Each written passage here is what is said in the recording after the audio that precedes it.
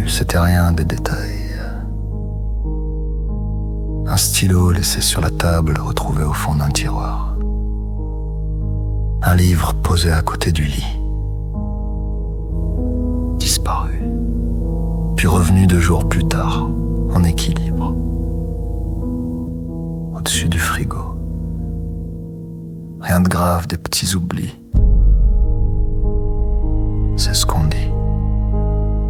C'est ce que j'ai dit 3 fois puis 7. Puis en murmurant. Dans le noir.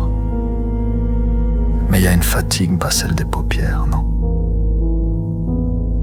Une fatigue dans la moelle comme une corde tendue dans le crâne. Un tiraillement, comme si quelque chose refusait de rester en place.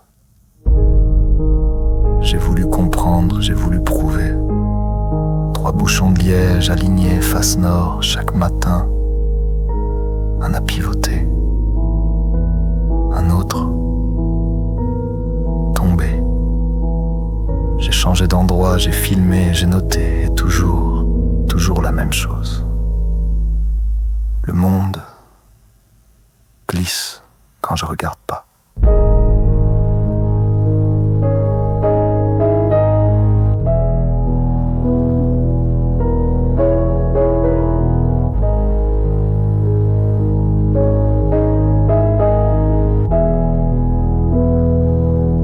J'en ai parlé.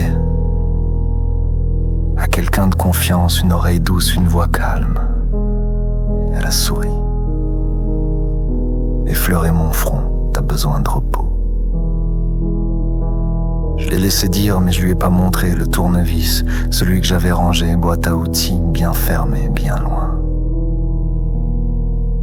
Celui que j'ai retrouvé sous mon oreiller, essuyé net, parfaitement aligné avec ma tempe, comme un rappel muet, un avertissement silencieux.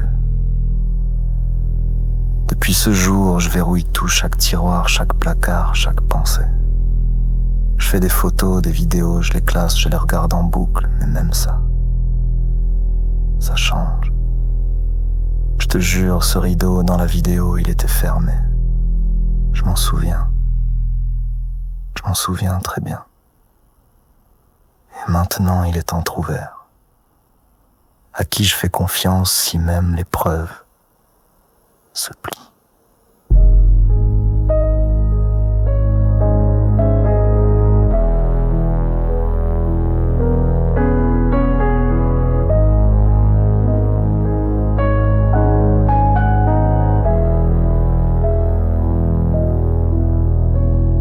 La nuit, les bruits deviennent viscères, des chuchotements, des pas. Dans une maison qui est pourtant neuve sans âge. Trop neuve pour craquer. Et pourtant elle respire. Et le grenier, tu vois, j'y suis jamais monté, je me suis toujours dit qu'un jour j'irai. Mais cette trappe, parfois elle est ouverte, parfois refermée. Sans bruit, sans trace. Elle me regarde d'en haut et je n'ose plus la fixer. Je dors mal. Je rêve. De moi assis immobile, les yeux ouverts. Trop ouverts, il y a un autre moi dans mes rêves qui me regarde. Dormir. Et je me réveille debout devant la porte d'entrée, main sur la poignée, frontale humide, souffle en vrac. Je suis resté planté là comme si mon corps attendait que mon esprit le rattrape et puis j'ai baissé les yeux.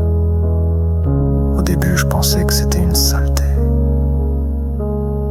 Des marques sur le carrelage. Des traces grasses floues.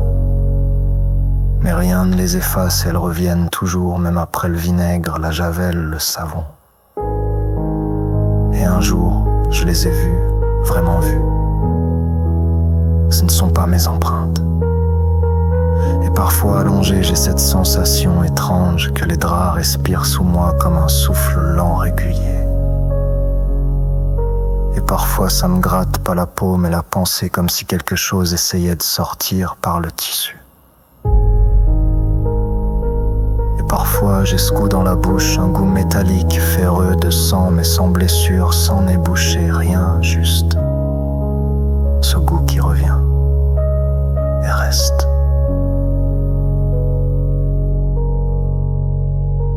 Je ne suis pas seul, je le sais maintenant. Mais ce n'est pas une présence qui fait peur, pas celle qui crie, qui cogne. Non. C'est une chose qui regarde, qui attend, qui déplace, qui ne parle pas, mais qui me répond avec des objets déplacés, des silences trop bien posés. Elle veut que je doute. Elle réussit. J'ai voulu fuir 3 fois, mais chaque fois quelque chose manque, les clés, le portefeuille, le téléphone. Et quand je les retrouve, ils sont là, exactement là où j'ai déjà cherché. Là où j'ai juré ne rien avoir vu. Et ce soir, le miroir m'a trahi, ce n'est pas moi. Ou alors, presque, mais ça ne cligne pas des yeux en même temps. Et quand j'ai bougé, le reflet, lui, ne m'a pas suivi.